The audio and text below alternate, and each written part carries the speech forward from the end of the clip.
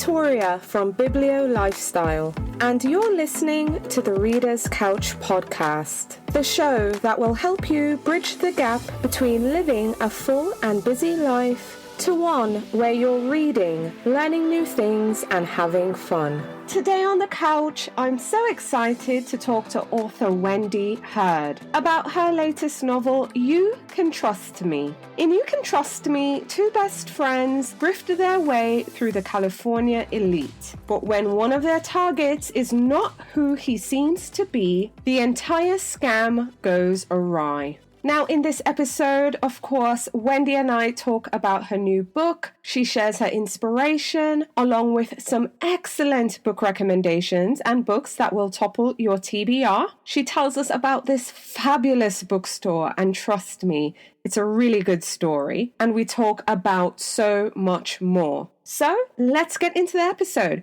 because I can't wait for you to listen to my chat with author Wendy Heard. Hi there, could you do me a favour really quick? Would you pretty please subscribe to the show, leave me a 5-star rating if you like it, and share an episode or two with your bookish friends? Better yet, if you could drop a link to the show or to your favourite episode in your book club or bookish group chat, that works too. I promise, it only takes a few seconds, it really helps the show, plus I'll be incredibly grateful for it. So thanks in advance, and now on to the episode. Hi readers, welcome again to the Reader's Couch. I'm your host, Victoria Wood, and here on the couch with me to talk about her latest novel, You Can Trust Me, is author Wendy Heard. Hi Wendy, how are you doing? Hello, so nice to talk to you. Thanks for having me.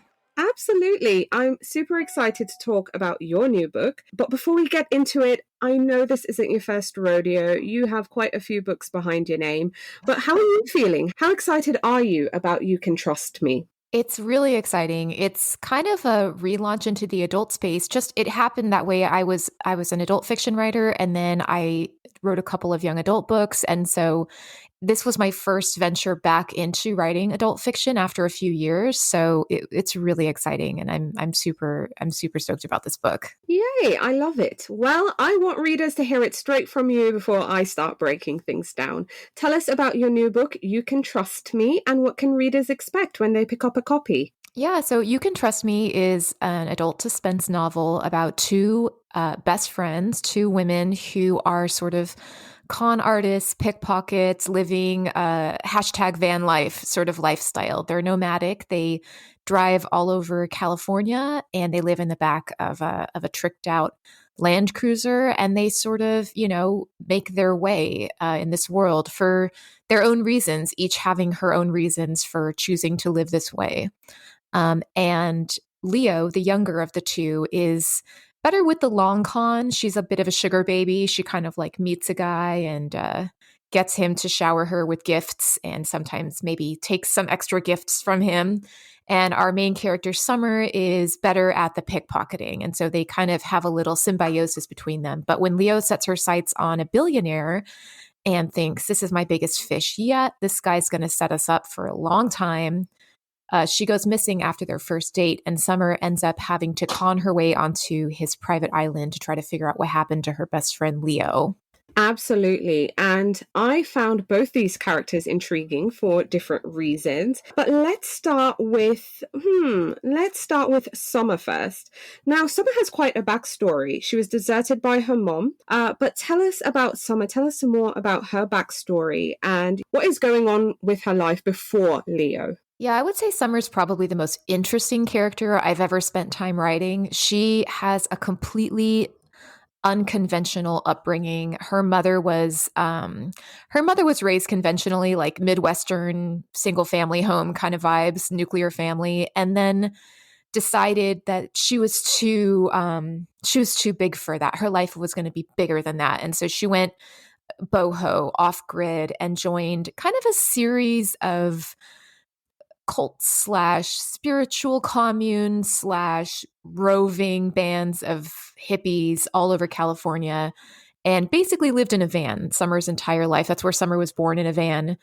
And she doesn't believe in things like keeping track of your birth date or having a last name or telling your child who their father was or anything like that. So Summer's raised completely off the grid, outside of society. And when her mom abandons her at age 17, she really doesn't have any way to live in her, in her pocket. Like she doesn't have any frame of reference for how to rejoin a society that she's never been a part of. So she kind of keeps living the way she was brought up to live, pickpocketing, running small cons, just trying to survive. And that's where she is when she meets Leo. She's, 20, let me think, she's 27, 26-ish when she meets Leo, and she's been living on her own since she was 17, and she has no idea what happened to her mom. For all she knows, she's dead.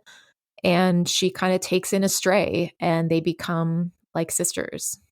Absolutely. They are like sisters. I almost felt like they were soul sisters themselves.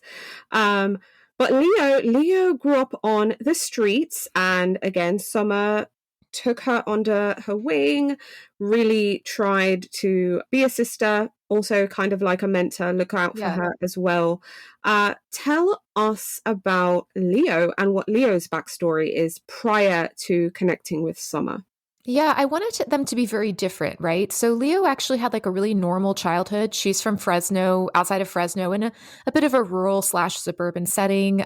She grew up with, 2 parents and a sister in a normal house, middle class, just kind of a very normal childhood. She describes it as lots of baking, lots of soccer. And then when her sister died, she was 16. And that just shocked her family and ruined her entire life. I mean, her parents fell apart, and she found herself engaging in increasingly risky behavior, contrary to what you might think. Sometimes when something like this happens to a teenager, you'd think that if someone lost a sibling, they'd think, oh, I better make sure to take good care of myself and never take any risks because I can't do that to my parents. But it doesn't always go like that. Sometimes it might make someone prone to additional risk taking and be more reckless with their personal safety when you have that kind of trauma, which is what Leo did. And it ended up, fast forward a few years, she's about 20 years old, and she's, like you said, living on the streets, trying to couch surf, and panhandling essentially, when Summer runs into her, and Summer, sees her as this emaciated, kind of like wretched street rat. And she's like, I can't just turn away. This is someone that needs me. And she catches, Leo catches Summer in a weak moment, and Summer catches Leo in a weak moment, and their bond is forged. Absolutely. And like I said earlier, they are like sisters to me. What I love the most about this book is that even though, and I'm sure most of my listeners are like, well, Victoria, I've read a book about con women before, why is this so special? And I think the thing you did that just really captivated me was just the characterization of these 2 women.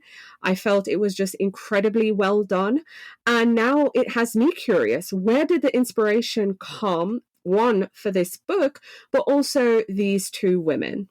Yeah, this idea started with Summer. Let me think. It was right after my second book. No, it was right before my second book, when I was searching for what idea would be my book 2 in my first 2-book adult deal. I had an idea for a character that had been raised nomadically, and I had this idea of a plot that she could be in.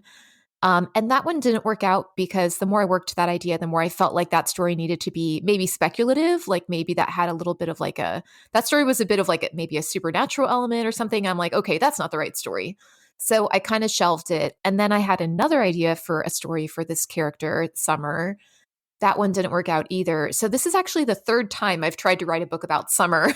And I've had this character in my mind for a long time. I really like writing about people who are living outside of society for one reason or another. Like, I just really, really have always enjoyed reading about people who live very adventurous lives or who live unconventional lives. And so I think Summer is a little bit of that pinnacle for me of the person who, she's the most unconventional character you can come up with. I mean, she has no frame of reference for our society at all. And something about that is just fascinating to me because she floats through our society and yet is completely outside of it. So she's always in these rooms full of all these people that she's gotten very good at reading and, analyzing, but she's completely outside of it all. And there's something about that I think we can all relate to a little bit, that feeling of being outside. And I don't know why, I really enjoy that type of story. And so I've decided with Summer that the trick to getting her into the right book would be to give her the right companion. I felt like she was someone that was best explored when you contrasted her against someone else, because then all of her vulnerabilities around being abandoned and around really wanting a home and wanting community would come out when you put her with someone that, that there's a saying about motherhood that when you have a child, your heart lives outside your body. And I feel like that with Summer and Leo, which is that, Leo's the first person that she's ever attached to apart from her mother. And that was a very unsafe attachment. So this is her first experience with really having an attachment to somebody, and the fear of losing that person that comes along with that. I felt like this is the right story for Summer, because now finally her character arc is going to have a chance to really play out, like the pain of losing that person, the need to find that person, her own vulnerabilities, underneath all the toughness. I just felt like finally I had found the right plot to put her in, once I thought, okay, what if I gave her a companion, but what if I then took that companion away? And so that's kind of how the story idea was born. Oh, I love that. Actually, hearing that you've tried with her before, but you had to shelve her, and now you've taken her off the shelf. I mean, wow. Okay. Mind blown. Because I absolutely love Summer. I love them both together. Again, I think just the way you characterize both these women was my absolute favorite. But of course, there are other folks in the book as well. So outside of Summer, outside of Leo, who was your favorite character to write or discover as, you were writing the book? The favorite character I had a fun time putting in scenes, just from like a purely sarcastic, I felt like I was laughing with the readers as I was writing this character, was Alan. Because I was like, Summer has to get onto this island where she thinks Michael might have taken Leo. That's like the premise of the book. It's not a spoiler. And in doing so, she feels like she has to work her way in, and she decides her best way to work her way in is through this guy, Alan, who works for Michael. So I really feel like I did Summer dirty with Alan, because I was like, Summer, Alan's going to be gross. I'm sorry. But, Alan's a nice guy, right? And I like had been dying to write a nice guy. The guys who think that they're nice guys, but then the women are just like narrowing their eyes at them like, I see you, buddy. So that's Alan. And the other character I really enjoyed writing in this book was actually Michael. I really had fun writing Michael, because my partner's in tech, so like I have seen these tech guys, but just how Michael does these like TED Talks and his whole thing where he's like this philanthropist. I just really enjoyed exploring his character and imagining what he's thinking about, and like what he sees in Leo and what she sees in him. I loved their scenes together, especially in the beginning. They have such chemistry, and I just really enjoyed writing him. Oh, I love hearing that. Okay, the men, who would have thought? I know, right? I have things to say, okay?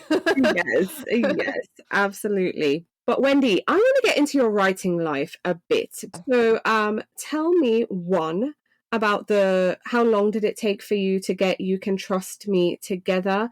And also, how does this compare to your prior two adult books? You Can Trust Me is a book that I wrote on the side while I was writing young adult books. So I would kind of play with this, set it aside, get back to work on my real project. Then I would turn in a draft of that, then go back to playing with Summer. So this one took a few years, but just because I wasn't like full steam ahead writing it the whole time. I wrote a little bit of this during the pandemic, and then I was just kind of in and out of it. I really wanted to write a new version of my adult books. I wanted to take the break from writing adult to kind of rebrand a little bit, because I don't know, it's like an evolution. Like I wrote my first two adult books, but I think that they skewed young for the genre. And then I realized that what I really wanted to do was to write both adult and young adult books. I felt like my first two adult books kind of combine young adult and adult. Like the characters feel young, the themes in them feel young for the genre. And so when I realized that's what I wanted to do, I wanted to take a minute to kind of relearn how to write adult and age it up a little bit so that the two brands that I have, adult and young adult, feel very different. So when I was writing Summer, I was also kind of rethinking how I wanted to write adult. I wanted my books to be more character driven. I wanted them to be, I wanted the prose to be a little bit elevated. I wanted to be better with things like descriptive passages. And I really wanted to just like dig deep into the characters. So it was a very intentional shift, I think, in my adult books, because I really did want to.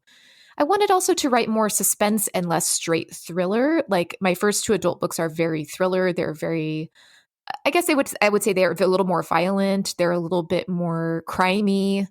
Whereas this book, I wanted to be more about like the atmosphere and the characters. And I still wanted it to be a fast read, like plot driven, but I wanted it to go a little deeper, I guess. And so that was kind of my big, intention behind this book. So yeah. Right, absolutely. So what would you say is the main difference? Because I love that you mentioned you want your adult books to be more character driven, which I absolutely love, and it explains why I love these two girls. But what is the difference with writing YA books versus adult books, just from the writing perspective? There are certain themes that I feel are more appropriate to explore in young adult than in adult. So themes of coming of age, of fighting for power against an authority figure, of kind of like pulling yourself out of relationships with family members that are smothering you. Like there's a lot of themes that are better explored in young adult. And then there are some themes that are better explored in adult, such as themes of like found family and home and financial themes, themes of socioeconomics are sometimes, I don't know, I do that in young adult too, but there's just certain themes that I personally prefer to explore more in one or the other. And then, I don't know, there's definitely certain scenes that I would put into an adult novel that I wouldn't put into a novel for children, and I also noticed that with young adult, we tend to be more, maybe more like dialogue focused in young adult. There's a lot more, I guess that the romantic subplots feel different because, first love always hits different. So it's got very different like thematic and writing style elements based on the age category. Right, absolutely. So I'm curious, I know you had a YA book out this year, We'll Never Tell. I haven't read it yet, but if you don't mind, tell listeners what that's about. That's a book about 4 teens living here in Los Angeles and Hollywood who have a secret YouTube channel where they explore abandoned places after dark. Or they'll break into places they aren't supposed to be. And they set their sights on one of LA's most notorious crime scene / abandoned places, which in the book is called the Valentini Murder Mansion, the scene of a crime in the 1970s, a murder-suicide. But when they get there, one of them gets stabbed at the scene of the original stabbing, and they're left to try to figure out what happened to their friend, if it was one of them or if it was maybe an intruder, how could they possibly be connected to the original crime, and so forth. Ooh, exciting. So readers, there you go. You have another book out by Wendy this year. So for fans of young adult books, which I think adults should read YA books too. I'm just saying. I do too. I love YA. I don't understand. We all used to be teenagers. We still carry our teenage selves around with us. Like we could relate. It's fun. Absolutely. I think it's essential reading. Plus these YA books today also explore, the modern themes that we never had. So i.e., I've never had to deal with social media. I don't know what it would be like if I were to do a YouTube channel, at that age, the things they're doing, the things they're thinking and feeling and exploring. I mean, certain themes are universal, but I like seeing it in a modern context. So I highly recommend folks reading young adult fiction and nonfiction too, but just read YA books, period. And YA books are very creative. Often the plots are very imaginative, very cinematic, like very, they tend to get away with a little bit more genre bending. So that like mix of, for example, suspense and horror or horror and supernatural or like fantasy and science fiction, like young adult tends to be more tolerant of those genre blends because they're all shelved in the same section, whereas an adult, they're shelved in all different sections. So we like to separate them and segregate them very like discreetly. So young adult can be very creative as well, which is really cool. Absolutely. I love hearing that. And I couldn't agree with you more. Yeah. So are you working on any other projects, Wendy? Anything else in our future? YA, adult? What are you working on now? Yeah, I have each of these books I had come out this year was the first in a 2-book deal. So I'm now working on the second book in those 2-book deals, but they haven't been announced yet, so I'm not allowed to talk about them. Oh, I know. No themes, no setting, nothing. Well, I can say that for the adult book, it's going to be you know what? I don't even think I can say. I'm trying to think themes. Like Or location, like where's this book set? Is the setting different from You Can Trust Me? Like, are we wildly different now? What's going on? I think we can say that in the adult, we're starting out in Los Angeles, but we are going abroad. Ooh, so international, eh? A little bit. All right. Okay. I like it. And it's still kind of thrillery, character-driven vibe. Exactly. Okay. Awesome. Is that slated for next year or the year after? I think they're both slated for early 2025 or mid 2025 or late 2024, just depending. Yeah. Yeah. No, of course. It depends on a lot of factors, 100%. And you said you're also working on a YA as well. And the YA, I think we're going to pull slightly into horror in this one, but I'm not sure. I haven't started that one yet, so we're still kind of nailing down the premise. I'm excited. Yay, amazing. Well, I'm happy to hear you're working on new material. But now looking back, so right now, as of recording, you have 3 adult books out, 3 young adult books out. You're also working on another adult and young adult book as well. I mean, looking back, if you could tell your younger writing self anything, Wendy, what would you tell her? I would tell her I think the best thing I could have learned earlier would have been to understand that there's many different ways this career can go. There's not like one career path for an author, and not to be stressed out when you see other people having a mark in their career, like a landmark in their career that you're not getting, because there's just so many different ways that this can go. And I think it's very easy when you first have your books coming out, you're like, oh, is that what I should be doing? Is that what should be happening? But it's like, there's just so many different things that can happen that it all makes you feel kind of confused. So that's what I would say. It's like that classic, keep your eyes on your own paper and just work on your own personal path and not worry about other people's.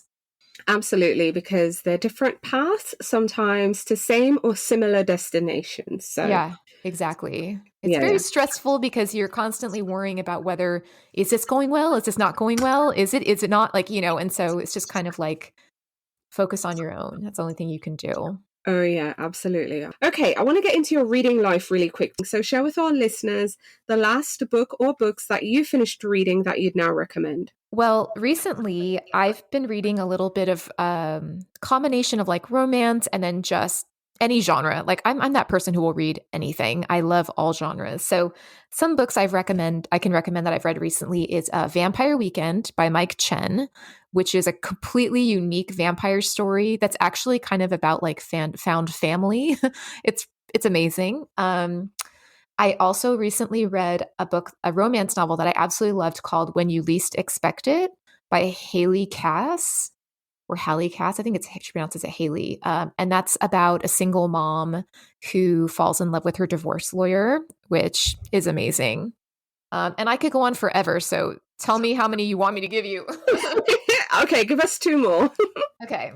Then I am obsessed with the Great British Bake Off. So there's Rosalind Palmer Takes the Cake, which is a romance novel, but I would say it's more of like a contemporary novel with romance elements set in a very Great British Bake Off type of setting, which I die obsessed. And then I also recently read The Body Keeps the Score, a nonfiction book that's been kind of topping the charts. And it is so fascinating and interesting reading about how the body stores trauma and what data says we can do to move it out of our bodies. That was fascinating. Ooh, sounds like it. So I'm Yeah. really intrigued now too. Yeah, it's really cool. What books would you say you absolutely loved and maybe couldn't stop reading or read multiple times when you were a child? What's your childhood favorite? So I was that kid who read constantly, of course, because I wouldn't write books if I wasn't. But and also this is going to age me a little, but have you ever heard of a book called The Girl with the Silver Eyes by Willow Davis Roberts? No. Telekinesis. It was so cool. It was like, turns out there were these kids whose parents were given a certain drug while they were pregnant, and now the kids have telekinetic abilities and they find each other and like wreak havoc. So that was amazing. I was also really obsessed. This is a younger book, but Bunnicula. Did you ever read Bunnicula? No. Vampire Bunny. Okay. Amazing. Wow.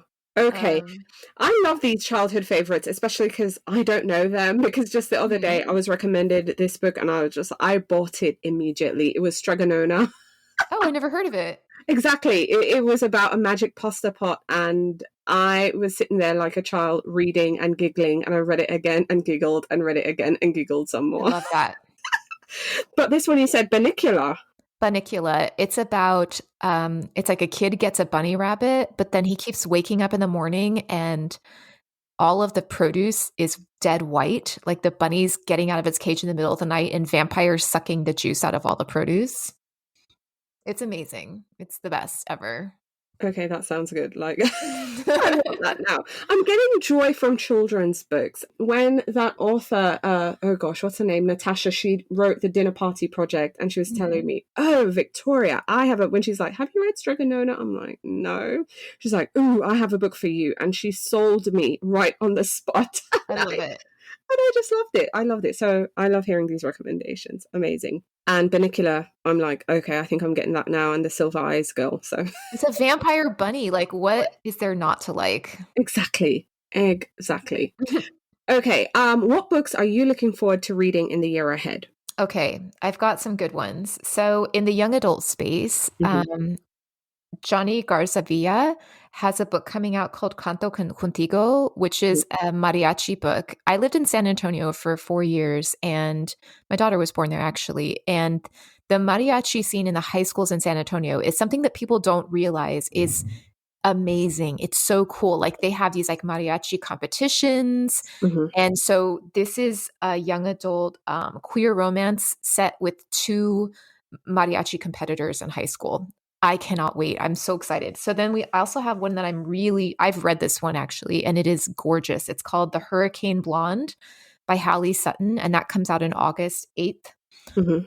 And that is like a Hollywood noir about a death on the set of a movie, and it is really, really it explores like all kinds of stuff in the Hollywood sphere, and just I don't want to go too much into it, but it's one I really, really recommend that comes out in August. Mhm. And then I don't know if you're familiar with Amina Akhtar. She's a thriller writer. Mhm. I think she's best known for Fashion Victim, but Okay. her other book that came out, I think in 2022, was called Kismet, and she Yes. has a new one coming out called Almost Surely Dead in Okay. February. And that one sounds really interesting. I can't wait to read that one. I think I'm going to get an ARC, which I'm pretty stoked about. Whoop, whoop. Love it. Amazing. Okay, we also love indie bookstores here. So share with our Yeah. listeners your favorite local indie. Okay, I have a new one. And this new one, I'm Googling it because I want to make sure. Yeah, it's called Annabelle's Book Club LA. It's not called, I always want to say Annabelle's Bookstore, but it's called Annabelle's Book Club LA because it's owned, listen to this, by a teenager. It's owned literally by a teenager who got her start as a bookstagrammer on Instagram and started doing like pop-up bookstore events just to Mhm. kind of sell her copies that she ended up with because she was like, my bedroom was running out of space. And then she started selling them at like LA Times Festival of Books and local events. And then she ended up opening a storefront. And she has the only young adult focused bookstore in LA. And it's called Annabelle's Book Club LA. And I got to interview with her the day she had taken her AP test. I was like, I love her so much. She took her AP test and then she interviewed me for her book club. No way. Yes, she's amazing. So I want her to succeed so badly, and I want everyone to go frequent her bookstore. I just looked her up. This is wild. Right? Wow. I found it. Annabelle's Book Club LA. So you guys. It's a nice store. It's not like, oh, some little store. It is actually like one of the most beautiful bookstores I've ever been in. I mean, this wall is killing me. Annabelle's favorites. Wow. Yeah. It's not like, oh, you think like, oh, cool. Let me just go check it out just so that I can like, support the teenager. No, it's actually like gorgeous and beautiful. It's in a really nice part of town. It has beautiful artwork in it. I mean, I don't know. She's amazing. Yeah. So, okay, everyone, website, annabellesbookclubla.com. Love. Oh my gosh. Amazing. And she shelves adult books too. Like it's not just young adult, but I noticed she's so great. She also has a whole section for students where she's like, here are the books you probably need to buy for school. Yeah. So she also shelves those as well. I'm like, you're just amazing. I mean, I love this because I do see adult books on her Annabelle's favorites wall. It's so cute. Yeah. I mean, and she really runs it. Like I said, I mean, she's there managing it all the time, and she does independent study, and like takes her classwork online and is at the bookstore all the time. It's not like she's like a title holder only. I mean, she does the work. I love that. I love this though. See, books really can change your life and change the world. For real. I'm saying, for real. This is blowing my mind. Okay, all right.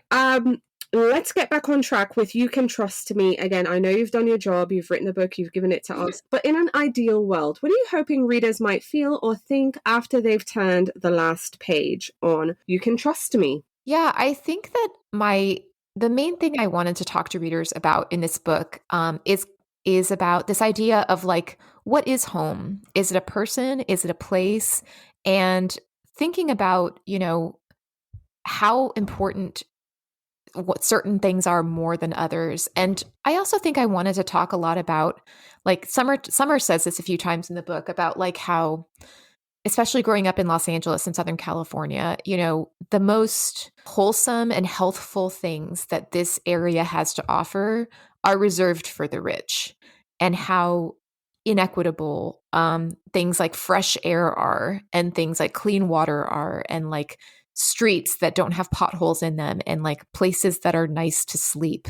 And I just think I wanted to talk about that because I myself grew up in a poor part of the city, and I think it's just something that I wanted to talk to people about, and I think it's something we can all relate to no matter where we live. Absolutely. I couldn't agree with you more. Wendy, thanks for coming on the show and speaking with me. It's been an absolute pleasure. Thank you for having me. It's been, like you said, it's been a pleasure, and it's been such a great conversation.